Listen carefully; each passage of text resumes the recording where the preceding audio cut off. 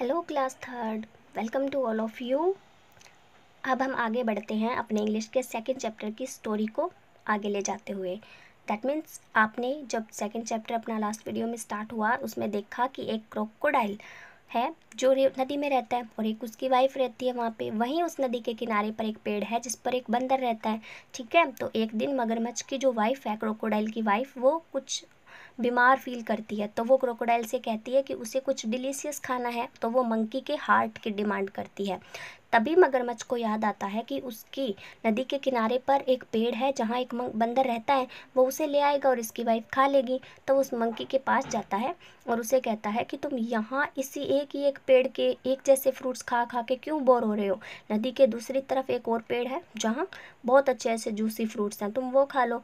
तो मंकी उसकी बातों में आ तो जाता है, लेकिन वो कहता है कि ये रिवर मेरे लिए बहुत वाइड है, मैं इसे क्रॉस करके नहीं जा सकता, डूब जाऊंगा। तो क्रोकोडाइल उसे एक आइडिया देता है कि तुम ऐसे करो, मेरी पीठ पर बैठ जाओ, मैं तुम्हें नदी पार करवा दूंगा, है ना। देन वो क्या करता है, मंकी उसकी पीठ पर बैठ जाता है। अब हम आगे देखते हैं कि होता क्या है। The crocodile swam in the water along with the monkey.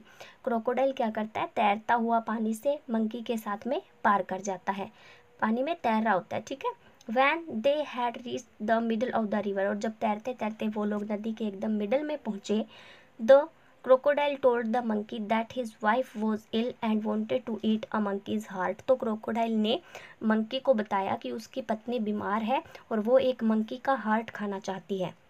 The monkey realised that he had been foolish to go with the crocodile. Monkey ने रियलाइज़ किया, महसूस किया कि वो बहुत ही ज़्यादा मूर्ख होगा to go with the crocodile, कि अगर वो क्रोकोडाइल के साथ जाता है।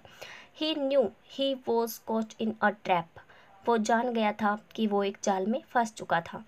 But he did not loss hope, लेकिन उसने अपनी उम्मीद नहीं छोड़ी, अपनी आशा नहीं खोई। He quickly thought of a clever plan to save his life. उसने जल्दी से एक बहुत ही चालाक प्लान जल्दी से उसने सोचा अपना जीवन बचाने के लिए।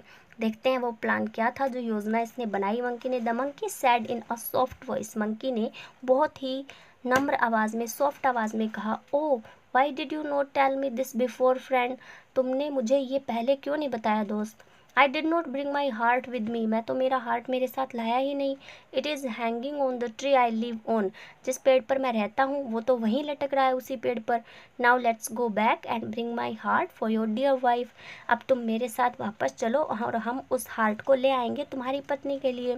The foolish crocodile did not use his brain and believed what the monkey said. और वो मूर्ख क्रोकोडाइल उसने अपने ब्रेन का यूज़ नहीं किया और वो and believed what the monkey said, और उसने उस बात पर विश्वास कर लिया जो मंकी ने कहा।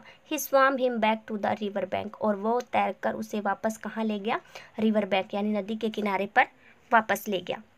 The monkey at once jumped and climbed the tree. Monkey ने क्या किया, जंप किया और पेड़ पे जाके बैठ गया। He then looked at the crocodile and said, और तब उसने क्रोकोडाइल की तरफ देखा और कहा, you have a big body but a small brain. तुम्हारे पास बहुत बड़ा शरीर है लेकिन दिमाग बहुत छोटा है। The crocodile had nothing to say और डू। क्रोकोडाइल के पास ना तो कुछ कहने के लिए था और ना कुछ करने के लिए। ही रिपेंटेड फॉर हिज फुलिशनेस। वो अपनी मूर्खता पर पछता रहा था। On being tricked by the monkey, कि किस तरीके से वो बंदर के द्वारा फंसा लिया गया। ठीक है ना, मतलब वो किस तरीके से बंदर की बातों में आ गया, किस तरीके से बंदर ने उसे बेवकूफ़ बना दिया। ठीक है, इस बात पर वो पछता रहा था। तो ये थी आपकी स्टोरी। इससे यही सीख मिलती है कि मतलब माइंड जो है उसका एज टाइम पे यूज़ करना चाहिए। ठीक है ना, तो इस तरीके से आप अपनी लाइफ सेव कर सकते हो जैसे मंकी ने सेव की। Be clever and be smart. Okay, thanks and have a nice day students.